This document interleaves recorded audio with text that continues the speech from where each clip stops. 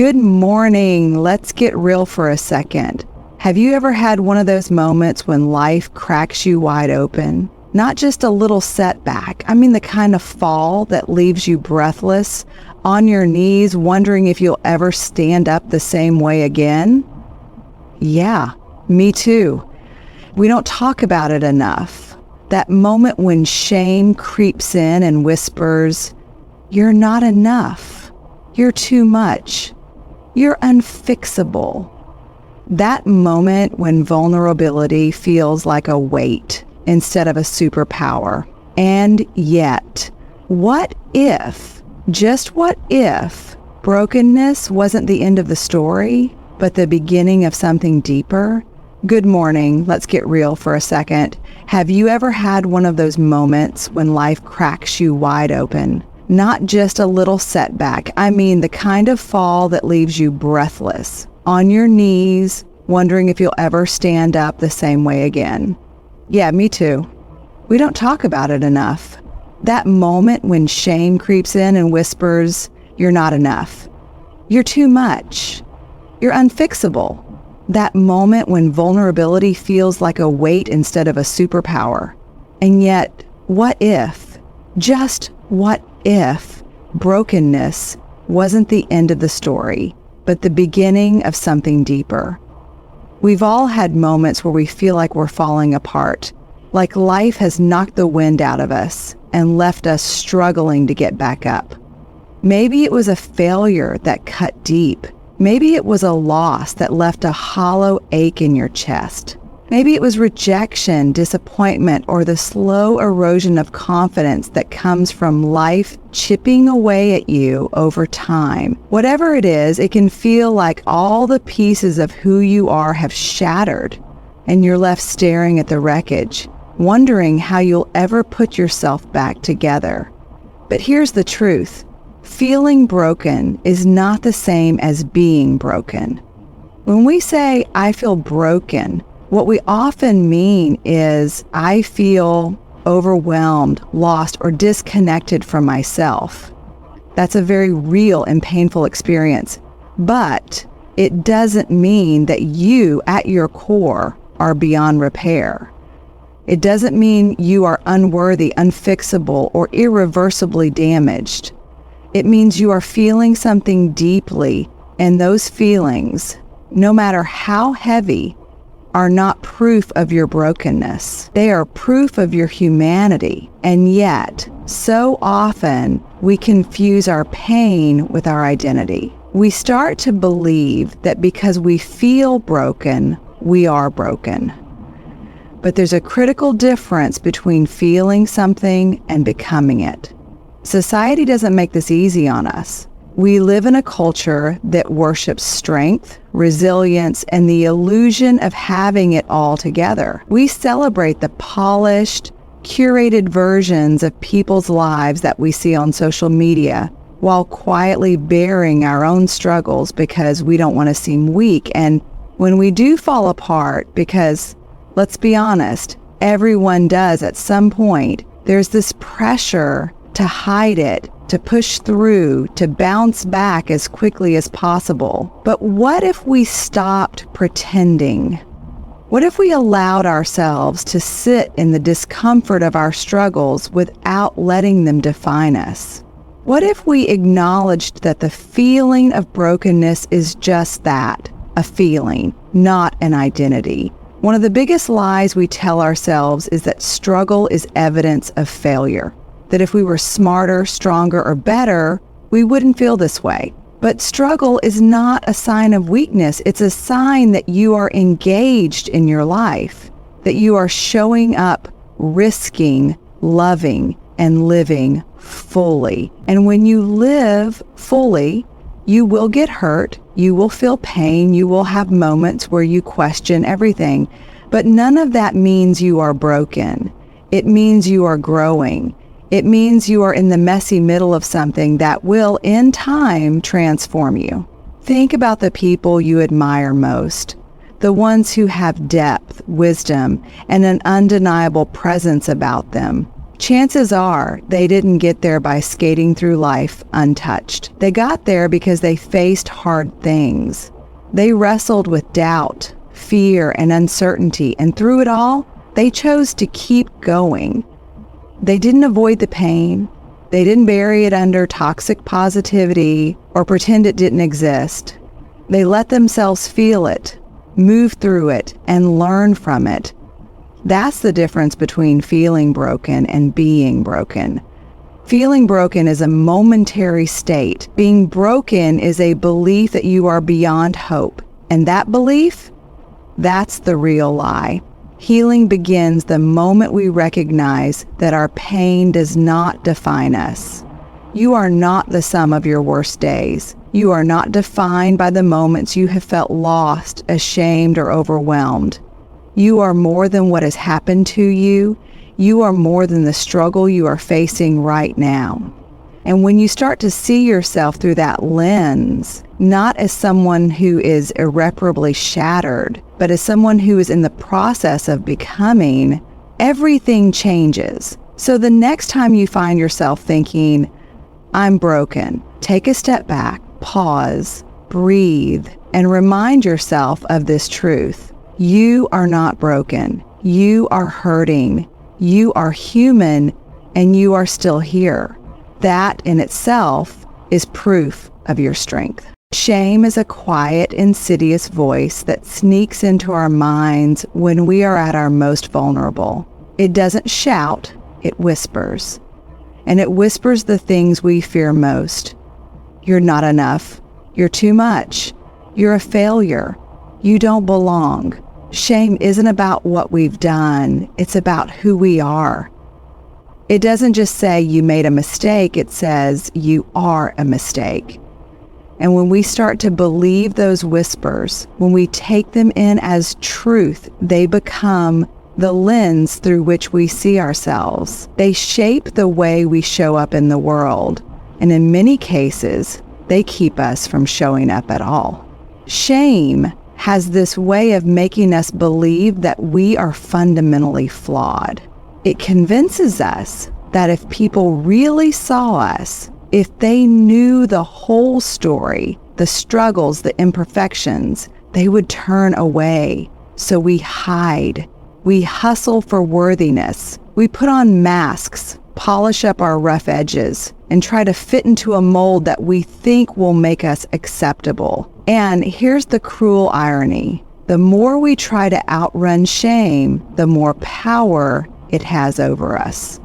The more we silence it, the louder it gets. Shame thrives in secrecy. It grows in the darkness of silence and isolation. And because shame is so personal, it's also deeply universal. Every single one of us has felt it. It may look different. One person might feel shame about their body, another about their failures, another about not being the kind of parent, friend, or partner they think they should be. But the experience of shame, that's something we all share. And yet, despite how universal it is, shame convinces us that we are alone, that we are the only ones who feel this way, that everyone else has it together while we are secretly falling apart. But that's a lie. The truth is, shame's biggest weapon is its ability to make us feel unworthy of connection. It tells us that we have to prove our worth before we can be loved, that we have to be perfect before we can be accepted, that we have to earn belonging by being smaller, quieter, better. But real belonging, the kind that feeds our souls, is never something we have to earn. It's something we claim. It's something we step into when we decide to show up as we are, imperfections and all. Because love, real love, isn't given to us because we are flawless. It's given to us because we are human. One of the most dangerous things about shame is how it keeps us stuck. When we believe we are not enough or too much, we start living small. We hold back. We don't take the chances that could change our lives. We stay in relationships that don't serve us. We don't speak up when something matters. We let opportunities pass us by because we don't believe we deserve them. Shame keeps us in a cycle of fear, convincing us that it's safer to shrink ourselves than to risk being seen. And every time we give into that fear, shame tightens its grip. So how do we break free? How do we loosen shame's hold on us? We do the one thing it cannot survive. We bring it into the light. We name it. We speak it out loud. We share our stories with people who have earned the right to hear them. People who will hold them with care, without judgment. Because when we say, this is what I'm struggling with, and someone looks at us and says, me too, shame loses its power. Connection is the antidote to shame. Vulnerability is the weapon that dismantles it. If there is one thing I want you to know, it's this. Shame is a liar. It is not telling you the truth about who you are. You are not too much. You are not inadequate. You are not unworthy. The voices that tell you otherwise, those voices do not belong to you.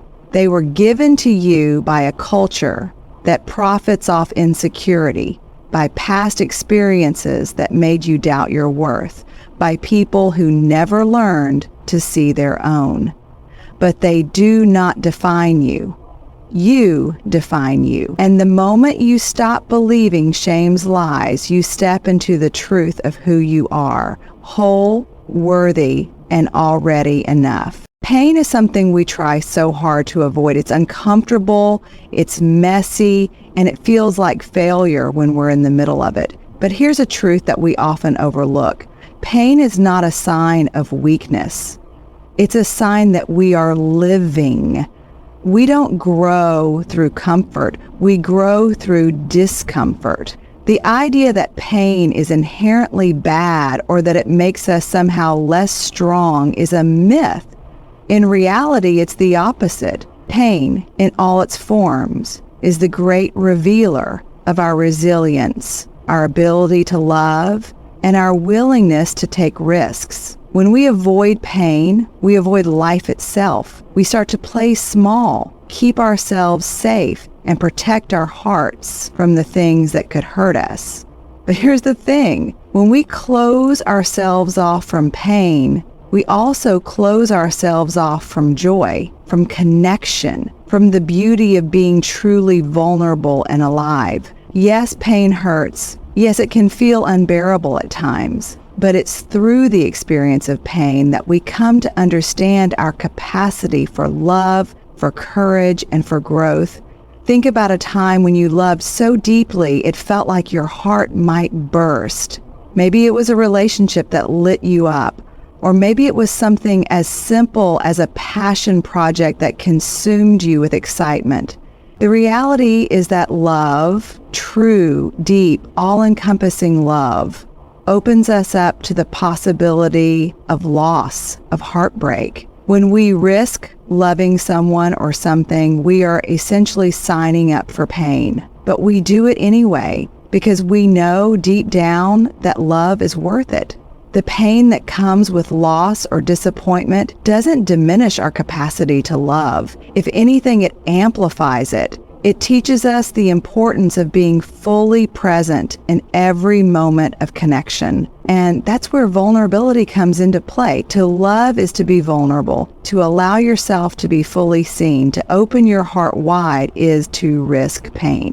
When you give someone the power to hurt you, you also give them the power to make you feel more alive than you've ever felt before.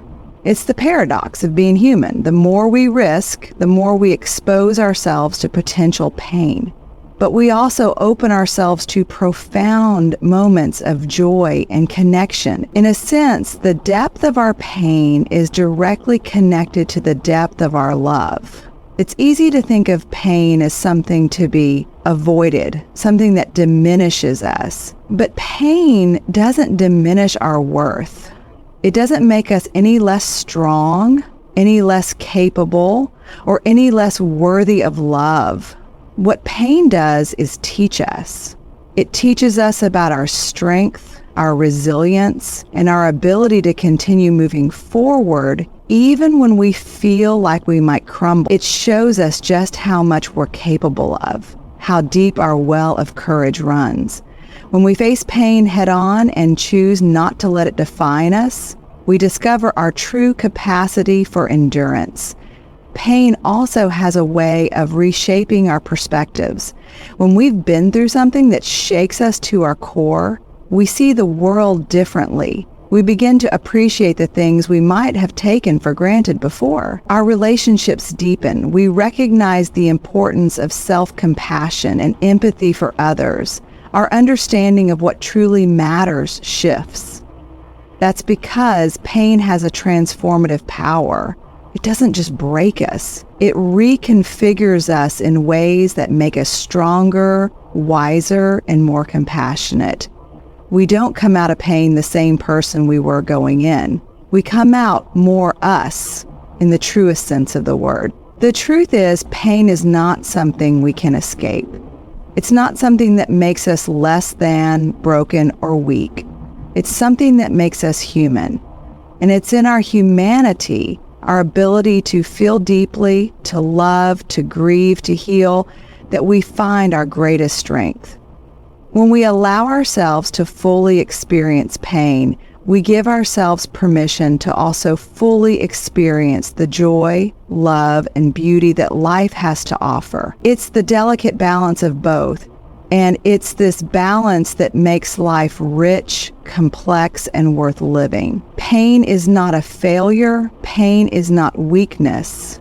Pain is proof that we are alive. It's proof that we have dared to love, to risk, to show up in the world with all of our hearts exposed. And in that rawness, in that vulnerability, is where our true strength lies. One of the most powerful things we can do for ourselves, especially when we feel broken, is to own our stories.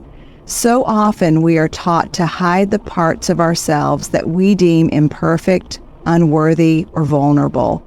We tuck away the moments of failure, of hurt, of disappointment, because we fear they will make us seem less than, less capable, or less lovable. But here's the truth. Healing does not come from hiding. Healing begins when we stop pretending and start embracing the full, messy, beautiful story of who we are. Every piece of it, including the broken parts. Owning our story means acknowledging the pain, the struggles, the flaws, and the mistakes. It means giving ourselves permission to say, this happened, and it hurt. I am not perfect, and I am okay with that. We live in a culture that loves success stories, the polished, picture-perfect narrative of how someone rose above adversity. But what we don't often hear are the messy, vulnerable, imperfect stories in between the successes. Those are the stories that make us human. Those are the stories that connect us to each other. When we own our story, we stop giving power to shame. We stop allowing the parts of our story we're ashamed of to define us. Instead, we take ownership of them. We say, this is part of me, but it doesn't define me. It's about shifting the narrative from one of victimhood to one of resilience.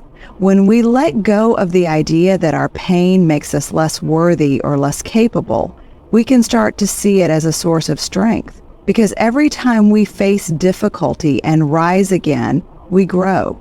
We become stronger, more compassionate, more empathetic, and more aware of what truly matters. Rising isn't about ignoring the fall. It's about standing in the truth of it. Too often, we try to skip over the tough parts of our lives. We push through the pain without fully experiencing it, believing that if we just keep moving, we'll get to a place where everything makes sense. But when we bypass the hard moments, we miss out on the lessons they hold. We miss out on the opportunity to truly heal. Healing requires us to face our wounds, to sit with the discomfort, to allow ourselves to feel the pain fully so that we can release it and move forward. The process of rising involves integrating the hard moments into the story of who we are. It's not about leaving them behind, but about learning from them, growing because of them, and allowing them to shape us in ways that ultimately make us better versions of ourselves. We often think of rising as a sudden, triumphant moment when everything magically comes together and we stand tall again. But rising is often a quiet, gradual process. It's the small, everyday acts of courage that allow us to show up even when the weight of our past feels overwhelming.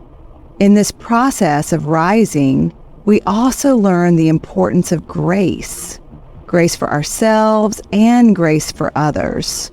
When we own our stories and rise from our pain, we also come to realize that everyone around us is carrying their own struggles. We learn to offer compassion to others, not because they have it all together, but because we understand what it's like to be vulnerable, to hurt, to need support. We stop judging ourselves and others for their imperfections, and instead we embrace the humanity in all of us.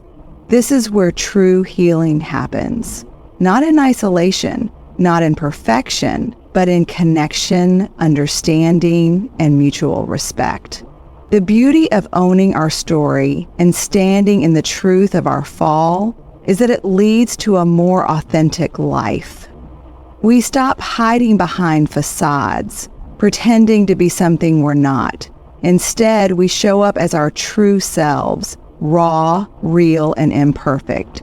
And when we do that, we give others permission to do the same. We create spaces where vulnerability is not only accepted, but celebrated.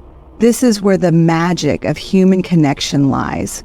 This is where healing begins, not in the perfection we try to achieve, but in the acceptance of our flaws, our struggles, and our growth. We were never meant to navigate life alone. We were not created to walk through our struggles in isolation or to carry the weight of our burdens by ourselves. As humans, we are wired for connection. From the very beginning of our lives, we rely on others to meet our needs.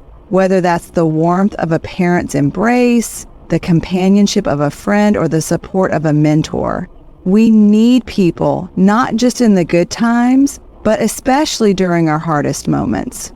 And yet there is a dangerous myth that we must rise alone, that somehow asking for help or seeking connection in our most vulnerable moments is a sign of weakness. This could not be further from the truth.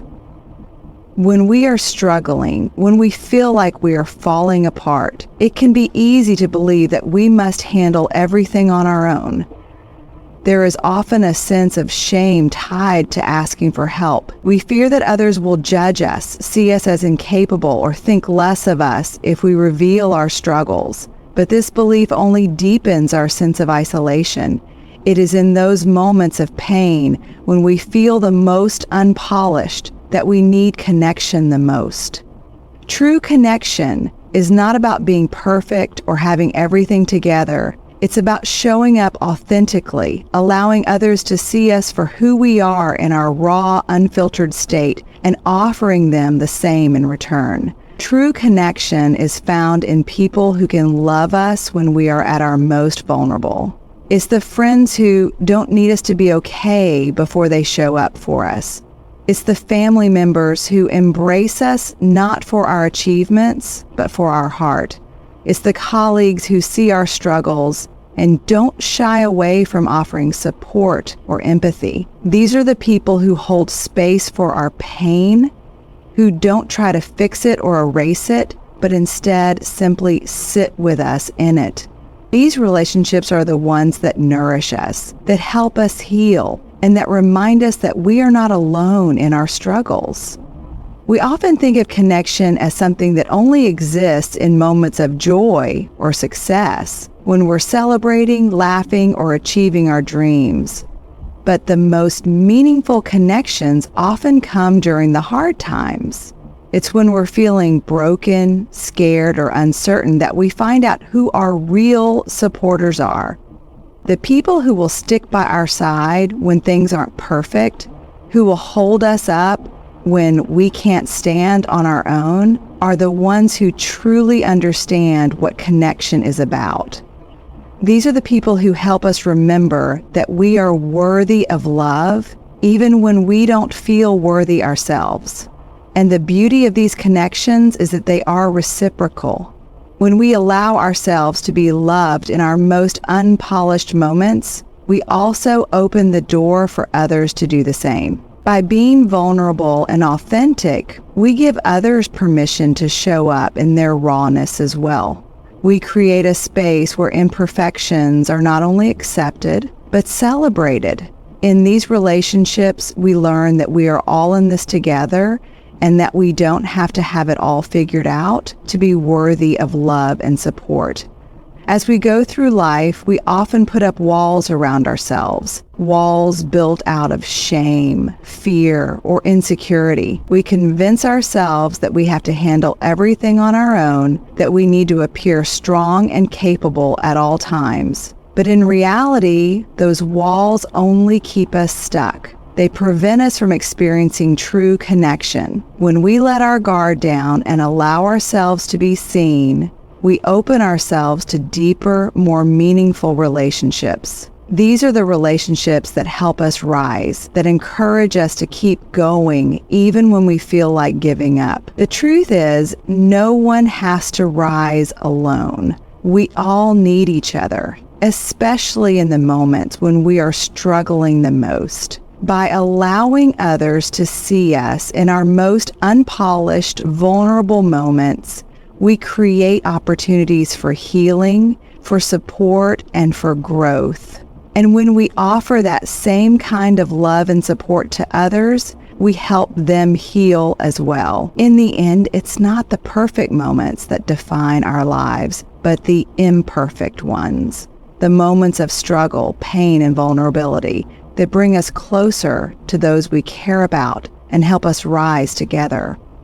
Courage is often misunderstood. It's easy to think that courage is something reserved for those who feel fearless, those who have no doubts, no insecurities, no moments of hesitation. We tend to idolize people who seem to face challenges head on, seemingly without fear. But the truth is, courage isn't about feeling brave or invincible. It's not the absence of fear. Courage is the ability to show up, to take action, even when we're scared. It's about pushing through the fear, the uncertainty, and the self-doubt to do the thing that matters, no matter how terrifying it might be. Every single person has felt fear, whether it's the fear of failure, the fear of rejection, or the fear of not being good enough. It's a natural part of being human. Fear is a powerful force. It can paralyze us, keep us stuck, and make us question our ability to succeed. But here's the thing. Fear doesn't have to control us. Just because we feel afraid doesn't mean we have to let fear dictate our actions. Courage is not the absence of fear. It's the decision to move forward despite it. It's the willingness to stand tall and take the next step, even when our knees are shaking. We often think of courage as something that happens in big, dramatic moments, like running into a burning building to save someone or standing up to a bully in front of a crowd. But courage is often found in the quiet moments. It's the courage to speak up when something isn't right, even when our voices tremble. It's the courage to try something new, even when we're unsure of the outcome. It's the courage to be vulnerable, to show our true selves to others, even when we fear they might not accept us. Courage isn't always about grand gestures. Sometimes it's simply about showing up in the small, everyday moments when it feels like the world is telling us to stay hidden. We also need to understand that courage isn't a one-time thing. It's a muscle that we build and strengthen over time. Each time we face fear and take action anyway, we grow our capacity for courage. At first, it might feel like a huge leap to take that first step, but as we keep showing up, it becomes easier. Every small act of courage leads to bigger acts of courage. Every time we choose to move through fear rather than avoid it, we build a foundation of bravery that empowers us to take on even greater challenges in the future. Courage is not a trait that some people are born with and others are not. It's a skill that anyone can develop. One of the biggest barriers to courage is the fear of judgment. We worry about what others will think of us. We fear making mistakes or appearing weak. And this fear holds us back from stepping into our power. But what we often fail to realize is that the very people we fear judgment from are dealing with their own insecurities, their own fear. Everyone has moments of doubt, and yet we let the fear of others' opinions keep us stuck. When we let go of the need to be perfect or to meet someone else's standards, we give ourselves the freedom to show up as we are, flaws and all. True courage is about releasing the grip of perfectionism and stepping into the messiness of being human. Sometimes the hardest part of being courageous is not the fear itself, but the vulnerability that comes with it. When we show up, we expose ourselves to the possibility of failure, of rejection, of not measuring up. We are putting ourselves out there without the safety net of knowing how things will turn out.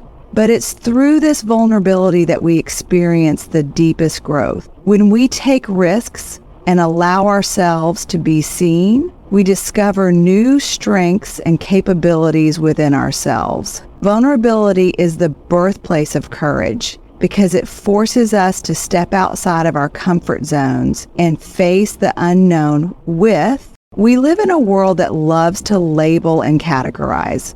People are often defined by their actions, mistakes, and failures.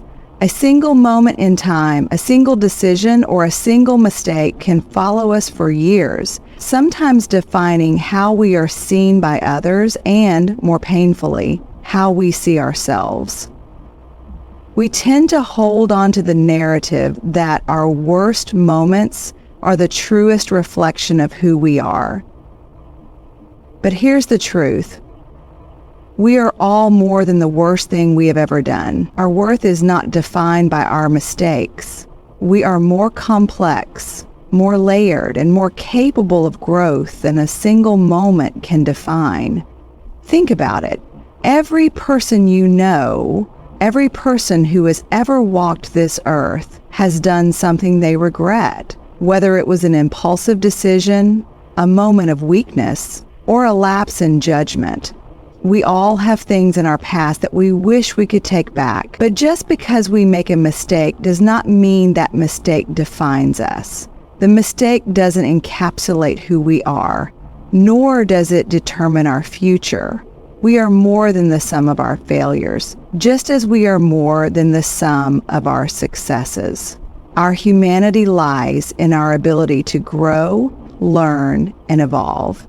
It's important to remember that people are complicated. We all have moments of brilliance, but we also have moments of darkness, confusion, and poor choices. The problem arises when we let one of those moments, usually the darkest one, become the lens through which we view ourselves and others. When we let our worst moments define us, we limit our capacity to forgive both others and ourselves. We miss out on the opportunity for transformation and healing. It's in the messy, imperfect parts of our lives that we often find our greatest opportunities for growth.